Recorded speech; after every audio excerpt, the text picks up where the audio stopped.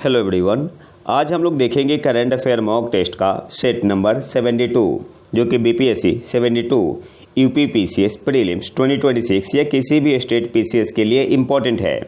तो आते हैं पहले क्वेश्चन पे। और हाँ, चैनल को सब्सक्राइब जरूर कर ले। पहला क्वेश्चन आपका क्या है? निम्नलिखित कथनों में से कौन सा सही है?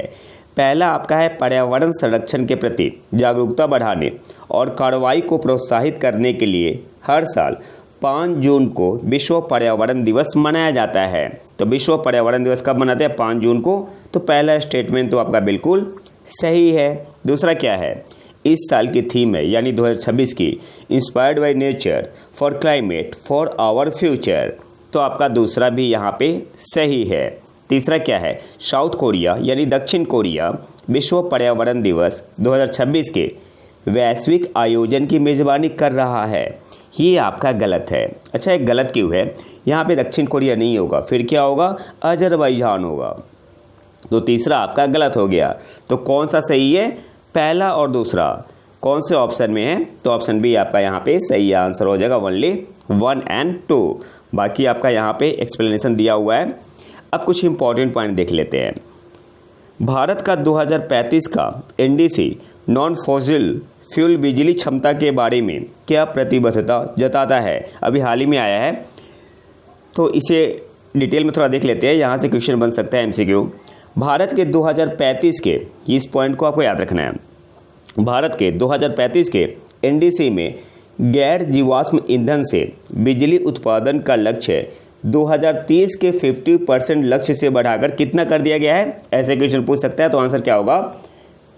60% कर दिया गया है। इसमें 2005 के स्तर की तुलना में उत्सर्जन की तीव्रता में 47% की कमी लाने और 3.4 से 4 अरब टन CO2 समकक्ष का कार्बन सिंक बनाने का भी संकल्प लिया गया है। तो डेटा आपको याद रखना है।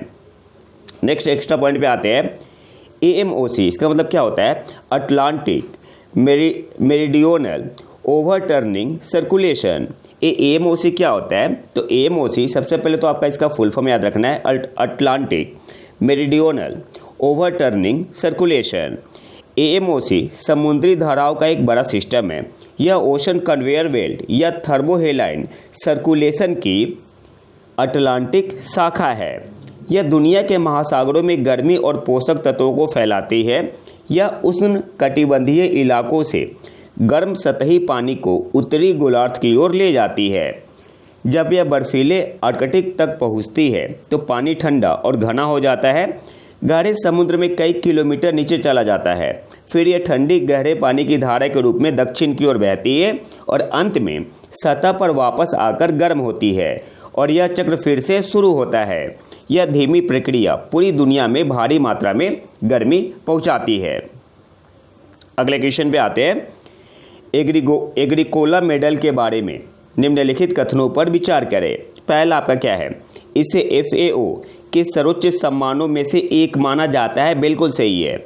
एग्रीकोला मेडल इसे FAO के सर्वोच्च सम्मानों में से एक माना जाता है। तो पहला स्टेटमेंट आपका बिल्कुल सही है। दूसरा क्या है? यह उन लोगों को दिया जाता है जिन्होंने वैश्विक खाद्य और कृषि प्रणालियों को आगे बढ़ाने में महत्वपूर्ण योगदान दिया है। दूसरा भी आपका सही है। तीसरा क्या है? अच्छा, ये न्यूज़ में क्यों है? तो हाल ही में प्रधानमंत्री नरेंद्र मोदी जी को ये अवार्ड दिया गया है, ये सम्मान मिला है। तीसरा आपका है, हाल ही में भारत के प्रधानमंत्री नरेंद्र मोदी एग्रीकोला मेडल से सम्मानित होने वाले पहले भारतीय बने। ये गलत हो गया। अच्छा, ये गलत क्यों है? इनसे पहले जो प्रधानमंत्री थे मनमोहन सिंह, उनको भी मिल चुका है। तो तीसरा स्टेटमेंट आपका गलत है। तो कौन सा सही है? पहला एंड दूसरा कौन से ऑप्शन में है? तो ऑप्शन सी आपका यहाँ पे सही आंसर होगा। अब इसे थोड़ा डिटेल में देख लेते हैं। भारत के प्रधानमंत्री नरेंद्र मोदी को रोम में FAO एग्रीकोला मेडल से सम्मानित किया गया। यह सम्मान उन्हें खाद्य सुरक्षा, टिकाऊ खेती और ग्रामीण विकास में उनके योगदान के लिए दिया गया है। 2008 में पूर्व प्रधानमंत्री मनमोहन सिंह को भारत की खेती को आधुनिक बनाने और भूखमरी व गरीबी कम करने में उनकी अहम भूमिका के लिए यह मेडल दिया गया था। इसलिए आपका तीसरा स्टेटमेंट क्या था? गलत था। अच्छा, ईयर भी याद रखना है। ये भी पूछ सकता है कि मनमोहन सिंह जी को कब मिला था एग्रीकोला मेडल, तो आपका 2008 में। यह मेडल FAO के director general Q Dong you ने यूएन एजेंसी के रोम स्थित हेडक्वार्टर में आयोजित समारोह के दौरान प्रदान किया। एग्रीकोला मेडल को FAO के सबसे बड़े सम्मानों में से एक माना जाता है। यह उन लोगों को दिया जाता है जिन्होंने वैश्विक खाद्य और कृषि प्रणालियों को आगे बढ़ाने में महत्वपूर्ण योगदान दिया है। इसलिए आपका पहला स्टेटमेंट और सेकंड सही था और तीसरा गलत था।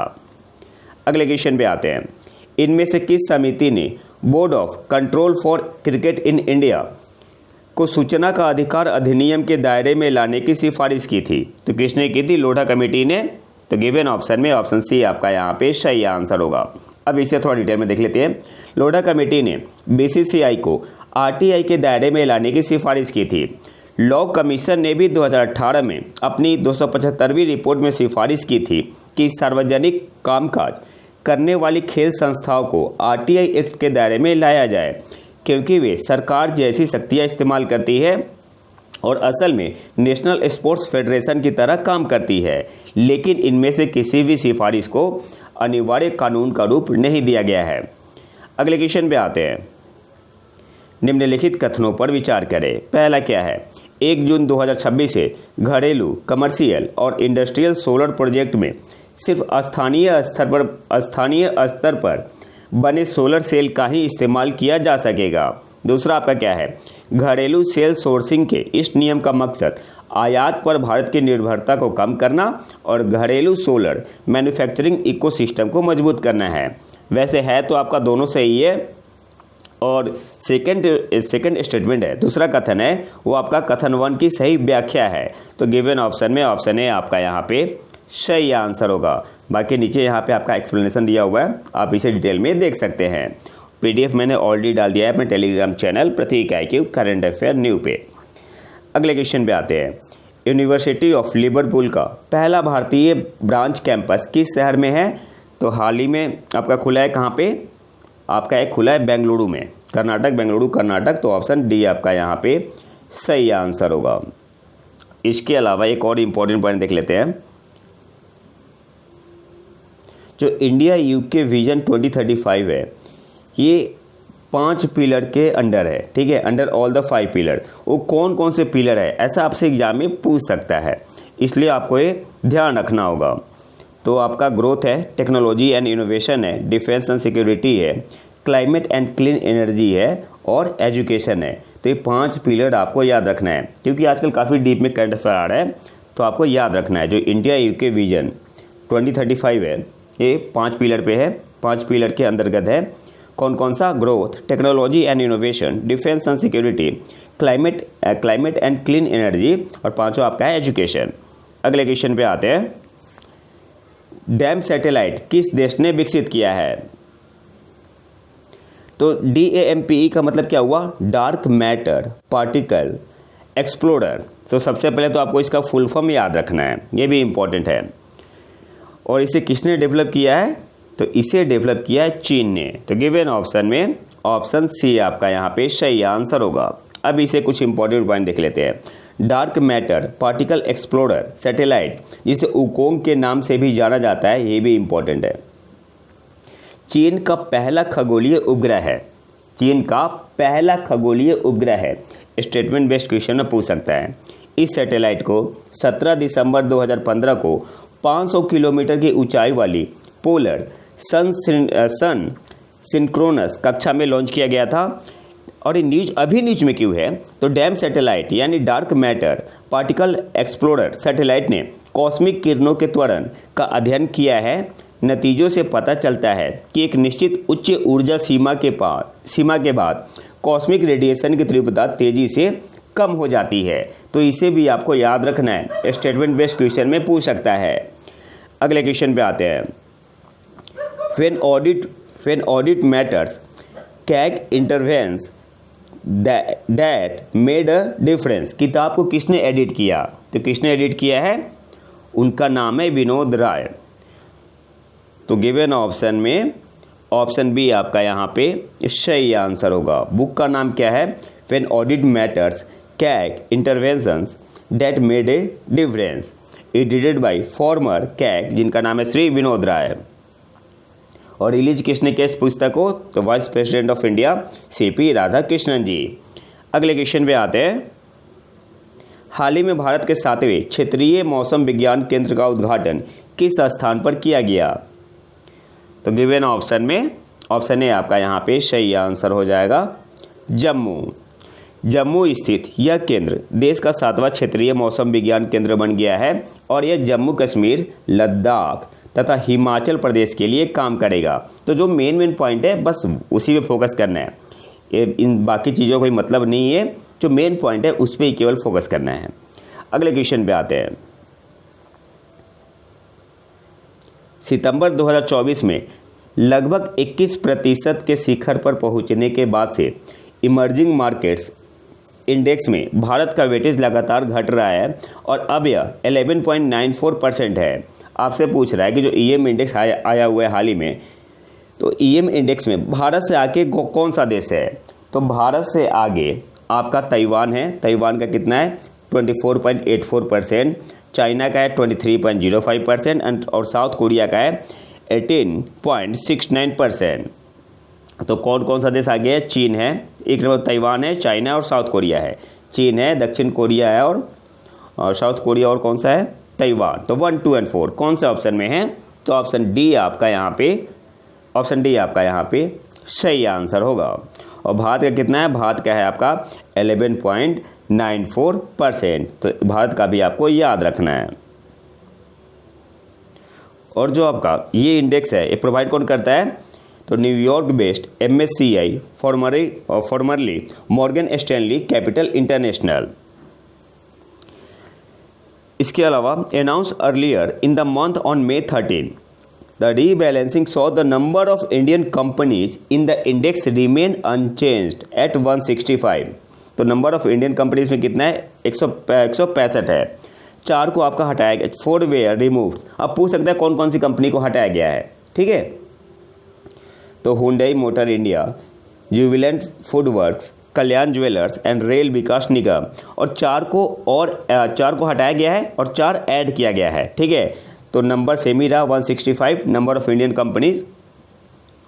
तो जो हटा है वो कौन सा है? Hyundai Motor India, Jubilant FoodWorks, Kalyan Jewellers और रेल विकास निगम। और 4 जो नए ऐड हुए हैं तो कौन कौन से हैं? Federal bank, multi commodity exchange of India, national aluminium और इंडियन बैंक। ये याद रखना है। इसके अलावा किस इंडियन कंपनी का हाईएस्ट वेट दिया गया है? किसका वेट है? किस इंडियन कंपनी का हाईएस्ट वेट है? तो HDFC बैंक और रिलायंस इंडस्ट्री का। और दोनों का कितना है? 0.79%। अब ये स्टेटमेंट बेस्ड क्वेश्चन में आपसे पूछ सकता है। अगले क्वेश्चन पे आते हैं जो कि आज का हमारा आखिरी क्वेश्चन होगा। PM अजय योजना का मुख्य उद्देश्य क्या है? तो गिवन ऑप्शन में ऑप्शन ए आपका यहाँ पे सही आंसर होगा अनुसूचित जातियों की गरीबी कम करना और उनकी सामाजिक आर्थिक स्थितियों में सुधार करना। तो गिवन ऑप्शन में ऑप्शन ए आपका यहाँ पे सही आंसर होगा। अब यहाँ से कुछ इंपॉर्टेंट पॉइंट देख लेते हैं। भारत सरकार द्वारा वित्त वर्ष 2021-22 में शुरू की गई प्रधानमंत्री अनुसूचित जाति अभ्युदय योजना, शॉर्ट में से बोलते हैं PM अजय, एक व्यापक पहल है। इस योजना का उद्देश्य अनुसूचित जातियों का सामाजिक आर्थिक उत्थान करना है। यह 3 पूर्ववर्ती केंद्र प्रायोजित योजनाओं प्रधानमंत्री आदर्श ग्राम योजना, अनुसूचित जाति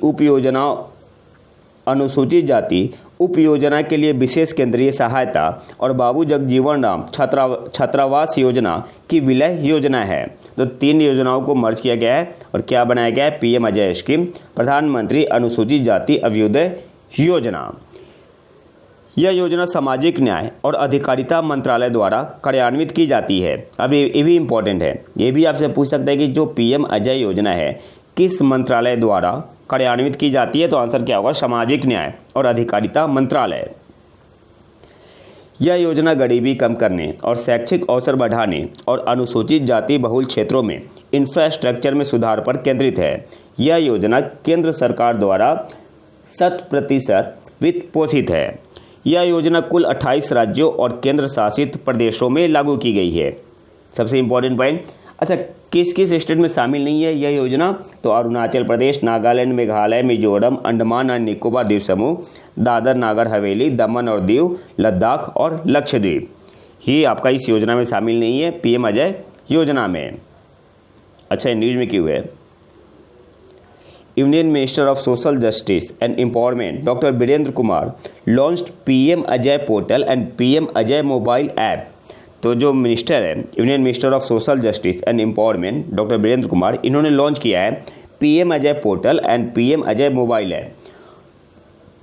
तो इसलिए आपका ये न्यूज में बना हुआ है। और पीएम अजय का फुल फॉर्म क्या है ये याद रखना है, प्रधानमंत्री अनुसूचित जाति अभ्युदय योजना। और इसका एम क्या है? तो इसका एम है at transition from paper based work. ये जो पोर्टल और मोबाइल ऐप लॉन्च हुआ है, इसका एम क्या है?